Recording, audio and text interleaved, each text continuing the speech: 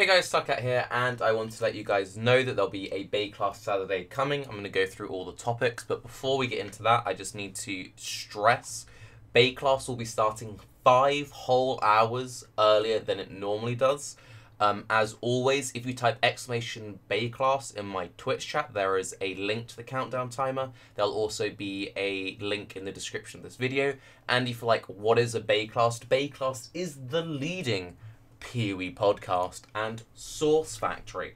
And before we get into the topics, let's just take a brief moment to appreciate fresh trim. Looking a little bit scuffed there because I had a nap, but trust me, it's clean.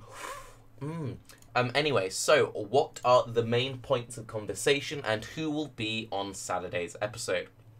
We have Grimro, TheUberElite, Octavian, and the good old RaizQT. Cute Dog was going to be on this episode, but with the time shift due to some scheduling stuff, it's just one of those things. He couldn't make it, sadly. But we have plenty of people on. 5 should be more than enough to tackle beast crafting swag, eldering, elder spawning RNG, and we will touch on the skill reworks alongside a few other things. You know, us, we always like to go off topic a little bit.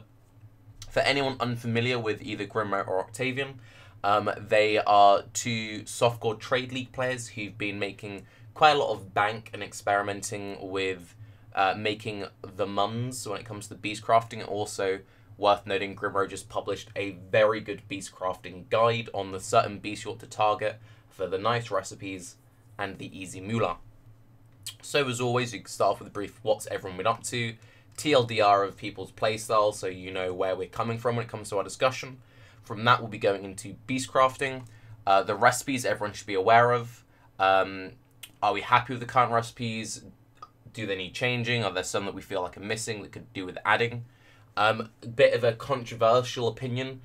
Is beast crafting actually too strong to go core in the current state? There's the whole topic of should it go core in the first place, and then if it does go core, should it go core as is? Does it need to be buffed? Does it need to be nerfed? What needs to happen to allow it to go core, if that's what GGG are thinking? We'll be touching a bit more on nets, because nets are still a bit, you know, they could do with a little bit of oomph, in my opinion. They could be cleaned up a bit. Then just 1 or 2 little things about one-shotting low-level beasts while leveling, just some kind of technical things again. If this is something that we expect to persist long-term, is that something we really want to be seeing there? Talk about the actual unlocking of the recipes themselves and, you know, the usual off-topics. From that, I want to kind of talk about the power level of the beasts and the rares. There's been quite a nice trend, in my personal opinion, with the last few leagues of GGG introducing pretty tanky, pretty scary monsters, and basically us giving our thoughts on if we think this is a good thing, if this is a bad thing, does it need more, does it need less, is the frequency okay, and then also, you know, kind of talking a little bit about feature bloat, because, you know, if you do keep putting loads of leagues into the game, do we start getting to a boiling point of, guys, slow down, too much stuff? So that'll be an interesting little side discussion. From that, the real juice and potatoes, I'm sure a lot of people will be very interested in this, talking about map sustain, elderings, the real, like, next level glowy brain tips and tricks to getting the most out of your alch drops, a mega long. Some strategies on low, mid, high tier mapping setups, how to easily set things up, explaining what exactly an eldering is, talking about the map density changes now that we've really had a full month with the league. People have become very aware of what are the nice layouts to run for. Am I doing this for XP? Am I doing this for currency? Am I doing this for easy sustain? Am I even doing this particular layout just for beast crafting? You know, that should be quite a fun little discussion.